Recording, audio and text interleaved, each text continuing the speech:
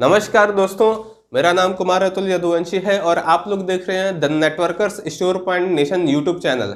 आज के इस वीडियो में हम लोग बात करने वाले हैं, 2 श्लोक लेंगे हम लोग भगवत गीता से और भगवत गीता के 2 श्लोक से हम लोग सीखेंगे नेटवर्क मार्केटिंग इंडस्ट्री में हम लोग अपने लेवल पे हम कैसे आगे बढ़ सकते हैं, या फिर एक अपलाइन और एक डाउनलाइन के बीच का रिश्ता कैसे सही हो सकता है, या फिर एक अपलाइन को क्या क्या चीज़ों का मतलब बातों का फॉलो करना चाहिए और डाउनलाइन की रिस्पॉन्सिबिलिटी क्या बनती है।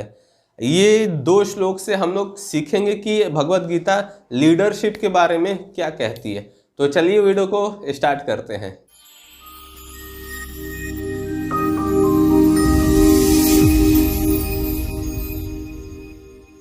पहला श्लोक, यद् दाचरति श्रेष्ठस्त श्रेष्ठस तद देवेतरो जना स यत् प्रमाणम कुरुते लोकस्त दनुवर्तते।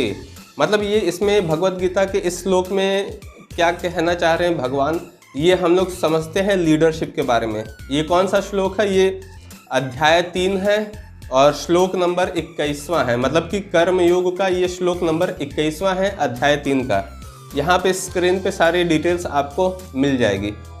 तो यहाँ पे बता रहे हैं भगवान कि महापुरुष जो आचरण करता है, सामान्य व्यक्ति उसी का अनुसरण करते हैं। एक लीडर जो आचरण करता है, मतलब वो लीडर है, वो जो वर्क करता है, जैसा जैसा काम करता है या जैसा जैसा एक्टिविटी करता है अपने मल्टी लेवल मार्केटिंग में काम को करते हुए अपने डाउनलाइन टीमों के साथ या फिर अपलाइन टीम के साथ जो वो बिहेवियर करता है, सामान्य व्यक्ति उसी का अनुसरण करते हैं। मतलब कि अगर हम अपलाइन हैं, फॉर एग्जांपल कोई एक अपलाइन है, वो उसके 2 डाउनलाइन हैं।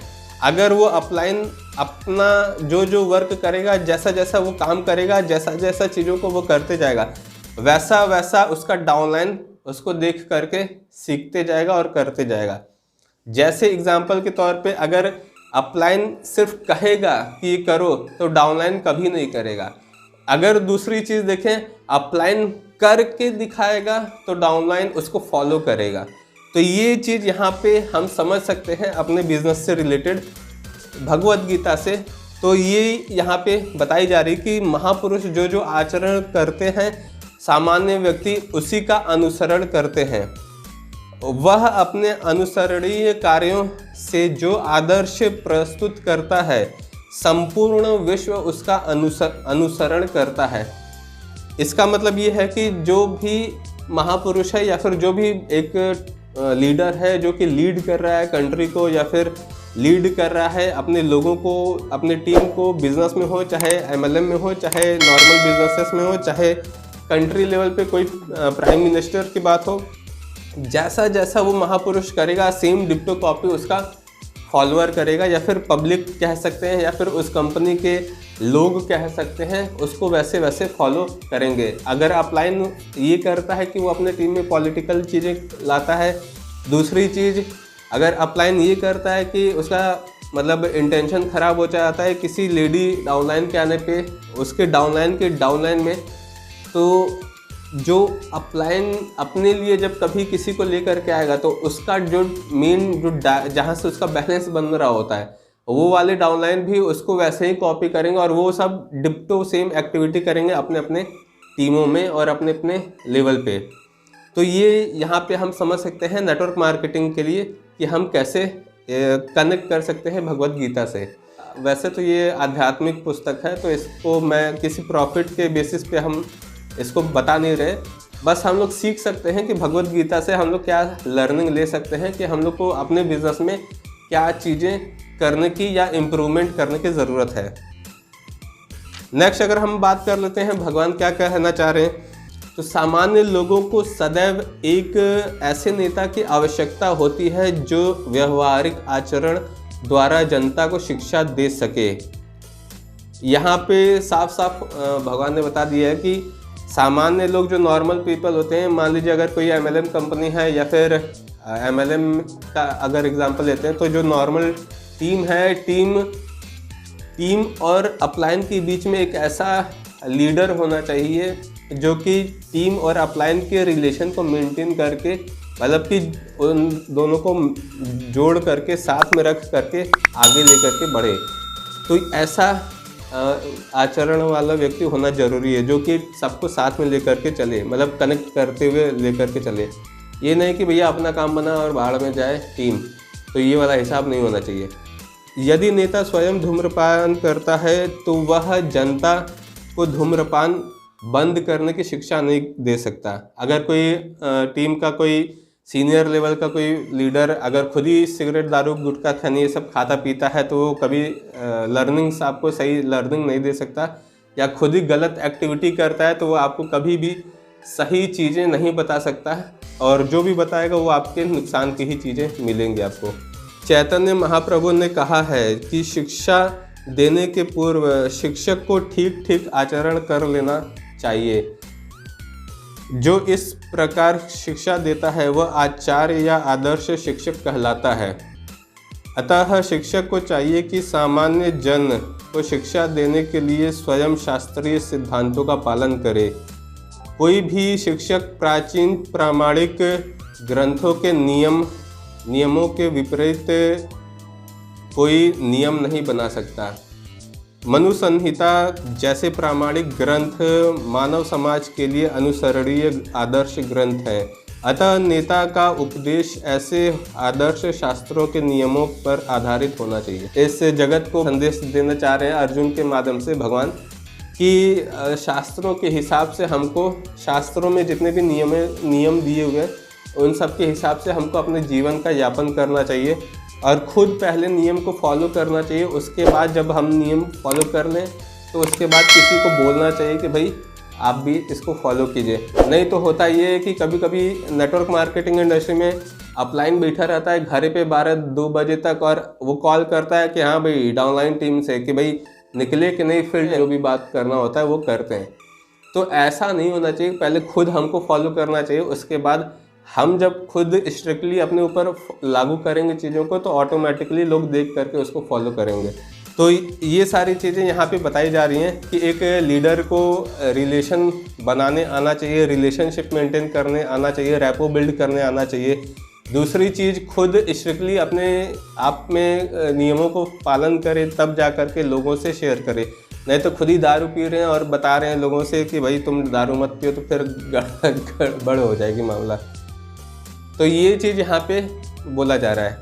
नेक्स्ट अगर हम बात करते हैं, जो व्यक्ति अपनी उन्नति चाहता है उसे महान शिक्षकों द्वारा अभ्यास किए जाने वाले आदर्श नियमों का पालन करना चाहिए। जैसे होता है ये कि अगर आपको सक्सेस चाहिए, जैसा कि नेटवर्क मार्केटिंग इंडस्ट्री में बोलते हैं लोग, लेकिन सक्सेस का हर एक व्यक्ति के लिए अलग अलग मीनिंग और डेफिनेशंस होती है। तो मैं अगर आगे कंटिन्यू करूँ तो मान लीजिए अगर कोई डाउनलाइन है, उसको अगर आगे बढ़ना है उस MLM इंडस्ट्री में, तो जो लीडर्स बता रहे हैं, अगर आपका लीडर अपलाइन सही है और वो जेन्युइन अपलाइन है, वो काम सही से करता है, अगर वो धोखाबाजी वाला काम नहीं करता है तब तो ठीक है। अगर वो मतलब कांडी व्यक्ति है तब उसको छोड़ दीजिए। अगर नहीं है तब आपको वो जो बोलता है, जैसा बोलता है वो करने के लिए, और जैसा सिखाता है आप उसको फॉलो करिए, ग्रोथ हो जाएगी। श्रीमद् भागवत भी इसकी पुष्टि करता है कि मनुष्य को महान भक्तों के पद चिन्हों का अनुसरण करना चाहिए और आध्यात्मिक बोध के पथ में प्रगति का यही साधन है। चाहे राजा हो या राज्य का प्रशासनाधिकारी, चाहे पिता हो या शिक्षक, ये सब अबोध जनता के स्वाभाविक नेता माने जाते हैं। इन सब का अपने आश्रितों के प्रति महान उत्तरदायित्व रहता है। अतः इन्हें नैतिक तथा आध्यात्मिक संहिता संबंधित आदर्श ग्रंथों से सुपरिचित होना चाहिए।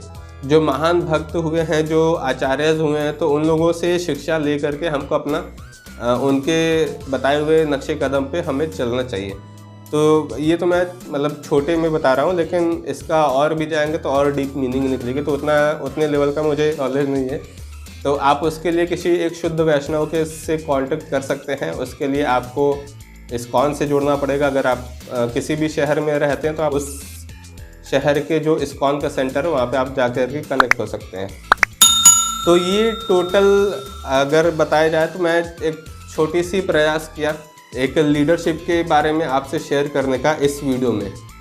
और लीडरशिप का अगर मोटा मोटी अगर हमारे MLM से कनेक्ट करके हम अगर देखें तो एक चीज़ हम बस मोटा मोटी हम ये समझ सकते हैं काम का चीज़ कि जैसा जैसा लीडर करता है या फिर जैसा जैसा अपलाइन करेगा वैसा वैसा उसका डाउनलाइन उसको कॉपी करेगा। तो ये चीज़ यहाँ पे बताई जा रही है। अब यहाँ पे अपलाइन वर्ड तो नहीं लिखा हुआ है लेकिन महापुरुष लिखा हुआ है, तो मैं आपको मतलब MLM की भाषा में आपको समझा रहा हूँ। नेक्स्ट अगर हम बात कर लेते हैं दूसरे वाले श्लोक की, तो दूसरा वाला श्लोक क्या कहता है इस पे चलते हैं।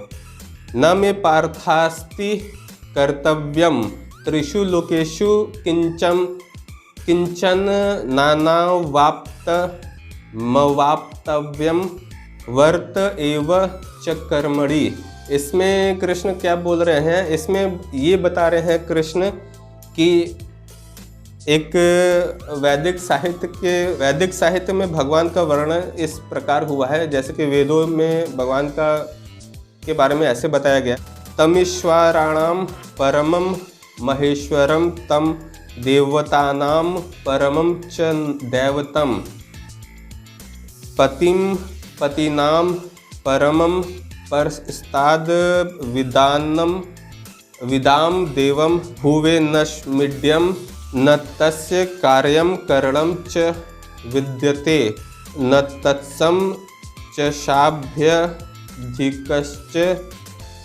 दृश्यते परास्य शक्तिर्विविधैव श्रूयते स्वाभाविकी ज्ञान बलक्रियाच। इस श्लोक में भगवान ये कहना चाह रहे हैं परमेश्वर समस्त नियंताओं के नियंता हैं और विभिन्न लोकपालकों के में सबसे महान हैं। मतलब इसमें ये बताया जा रहा है कि जो परमेश्वर हैं, जो श्री कृष्ण हैं, वो सभी नियंताओं के नियंता हैं और जितने भी लोग हैं या फिर जितने भी देवी देवता हैं उन सब के कारण हैं। सभी उनके अधीन हैं, सभी लोग उन्हीं के नीचे आते हैं। सारे जीवों को परमेश्वर से ही विशिष्ट शक्ति प्राप्त होती है। जीव स्वयं श्रेष्ठ नहीं है, वे सभी देवी देवताओं द्वारा पूज्य हैं। उनको सभी देवी देवता उनको पूजते हैं और समस्त संचालकों के भी संचालक हैं। अतः वे समस्त भौतिक नेताओं तथा नियंताओं से बढ़कर हैं और सबों द्वारा आराध्य हैं। उनसे बढ़कर कोई नहीं है और वे ही समस्त कारणों के कारण हैं। उनका शारीरिक स्वरूप सामान्य जीव जैसा नहीं होता। उनके शरीर तथा आत्मा में कोई अंतर नहीं है। वे परम हैं। उनकी सारी इंद्रियां दिव्य हैं। उनकी कोई भी इंद्रिय अन्य किसी इंद्रिय का कार्य संपन्न कर सकती हैं। मतलब किसी भी अन्य इंद्रिय का कार्य संपन्न कर सकती हैं, ऐसी उनके दिव्य इंद्रियां हैं। अतः न तो कोई उनसे बढ़कर है, न ही उनके तुल्य है। न उनसे कोई बढ़कर है, न कोई उनके कंपैरिजन में है। उनकी शक्तियां बहुरूपिणी हैं। फलतः उनके सारे कार्य प्राकृतिक अनुक्रम के अनुसार संपन्न हो जाते हैं। ये श्वेताश्वतर उपनिषद का ये मतलब कहना है और ये श्लोक भी उसी में का है। चूँकि भगवान में प्रत्येक वस्तु ऐश्वर्य से परिपूर्ण रहती है और पूर्ण सत्य से ओतप्रोत रहती है, अतः उनके लिए कोई कर्तव्य करने की आवश्यकता नहीं रहती। जिसे अपने कर्म का फल पाना है उसके लिए कुछ न कुछ कर्म नियत रहता है, परंतु जो तीनों लोकों में कुछ भी प्राप्त करने की इच्छा नहीं रखता उसके लिए निश्चय ही कोई कर्तव्य नहीं रहता। फिर भी क्षत्रियों के नायक रूप में भगवान कृष्ण कुरुक्षेत्र की युद्ध भूमि में कार्यरत हैं, क्योंकि क्षत्रियों का धर्म है कि दीन दुखियों को आश्रय प्रदान करें या करना। यद्यपि वे शास्त्रों के विधि विधानों से सर्वथा ऊपर हैं, फिर भी वे ऐसा कुछ भी नहीं करते जो शास्त्रों के विरुद्ध हो। इसका मतलब ये कि कृष्ण इतने लेवल पे होने के बाद वो सब बताया जा रहा है कि वो सभी कारणों के कारण हैं, वो परम पुरुषोत्तम भगवान हैं। वो उनको ये बताया जा रहा है कि जितने भी 33 करोड़ देवी देवता हैं सब कृष्ण को ही पूजते हैं, लेकिन उतने टॉप पे होने के बाद भी वो अपना धर्म नहीं भूलते हैं। उनको कोई कर्म करने की ज़रूरत नहीं है, लेकिन फिर भी वो यहाँ पे आ करके वो कर्म करके दिखा रहे हैं अर्जुन को कि तुम्हें भी कर्म करना चाहिए। तो ये चीज़ यहाँ पे मोटा मोटी अगर हम समझ सकें अपने लेवल पे तो ये समझा जा सकता है। जैसे अब MLM पे आ जाते हैं कि जैसे कोई व्यक्ति अगर मल्टी लेवल मार्केटिंग करता है और उसमें एक लेवल पे आ जाता है, 1-2 लाख रुपया महीना इनकम करने लगता है, तो उसके अंदर में भेजे में ये घमंड आ जाता है कि भाई अब तो हमारी इनकम आ रही है, 1 लाख रुपया आ रही है। जो फ्रेशर बंदा है, मान लीजिए वो सेल नहीं दे पा रहा है, तो उसको सपोर्ट देने की क्या ज़रूरत है, हमारा तो काम बन ही रहा है। 10 लोग हमारे डायमंड वाले 10 लोग मिल ही गए हैं जो हीरा बाद में बन जाएंगे, तो उसको सपोर्ट दे करके हम क्या करेंगे, वो तो वैसे ही सेल नहीं दे रहा है। तो ये माइंड सेटअप हो जाता है एक व्यक्ति का उस लेवल पे जाने के बाद, क्योंकि कभी लाखों करोड़ों रुपए कोई देखा नहीं होता है। अब जब लाखों करोड़ों कोई देखा नहीं होता है और MLM इंडस्ट्री में जा करके उतने लेवल पे पहुंच जाता है और कमा लेता है, तो उसकी मन स्थिति गड़बड़ा जाती है, जिसकी वजह से उसकी सारी परिस्थितियां भी खराब हो जाती हैं। और परिस्थितियों में खराब होने का ये मतलब नहीं है कि उसका पैसा ये सब चला जाता है, लेकिन परिस्थितियों में खराब होने का मतलब ये है कि उसकी आधी टीम तो वैसे ही छोड़ जाती है।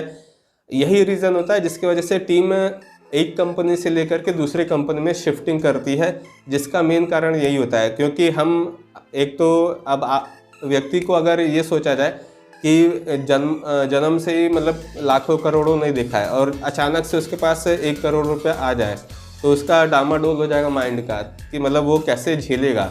या तो वो डिप्रेस हो जाएगा, नहीं तो इतना ईगो में हो जाएगा कि भाई वही सब कुछ है। तो ये सारी चीज़ें उसके अंदर में भावनाएं आ जाती हैं। तो इसी भावनाओं को कंट्रोल करने की ज़रूरत पड़ती है हमें। जब हम इस पर कंट्रोल कर पाते हैं, पहले पूर्ण रूप से हमें कंट्रोल करना सीखना चाहिए। वैसे हमारे पास तो, मेरे पास भी इतना कैपेबिलिटी नहीं है कि मैं कंट्रोल कर पाऊँ, लेकिन फिर भी लगा हो सकता है कि आने वाले समय में कंट्रोल हो जाए। लेकिन मनुष्य को ये सीखना ज़रूरी है। तो यहाँ पे ये भगवान इंडिकेशन देना चाह रहे हैं। तो ये हम नॉर्मल तरीके से हम अपने लेवल पे हम लोग समझ सकते हैं। तो ये टोटल वीडियो थी, और अभी नया प्लेलिस्ट कह लीजिए या सीरीज़ कह लीजिए, network marketing with Bhagavad Gita मैंने स्टार्ट की हुई है। इसमें कोशिश करूँगा कि जितने भी श्लोक्स हैं उनसे कनेक्ट करके आप लोगों को नेटवर्क मार्केटिंग में क्या हम सीख ले सकते हैं, या फिर भगवत गीता से हम लोग क्या सीख सकते हैं अपने बिज़नेस के लिए, और अपने बिज़नेस को कैसे हम इम्प्रूवमेंट कर सकते हैं, ये चीज़ मैं आपको इस सीरीज़ में बताऊंगा। तो हालांकि मैं कोई टॉप लेवल या कोई बड़े लेवल का प्रीचर नहीं हूँ भगवत गीता का, लेकिन हाँ छोटा मोटा मैं आपको एग्जांपल लेकर के समझा दूंगा बुक रीडिंग के माध्यम से। तो ये चीज़ हम लोग समझेंगे इस सीरीज़ में। तो दोस्तों ये वीडियो यहीं तक थी। अगर वीडियो आप लोगों को पसंद आती है तो लाइक, शेयर, सब्सक्राइब और कमेंट ज़रूर कीजिएगा। और चैनल पर नए हैं तो अभी सब्सक्राइब कर लीजिएगा और लंबे समय तक जुड़े रहिएगा, ताकि हम लोग साथ में मिल करके एक बड़े लेवल पे पहुँचे और एक नई दिशा ले करके चले MLM इंडस्ट्री के लिए। तो चलिए फिर मिलते हैं नेक्स्ट वीडियो में। Till that time it's a goodbye, thank you.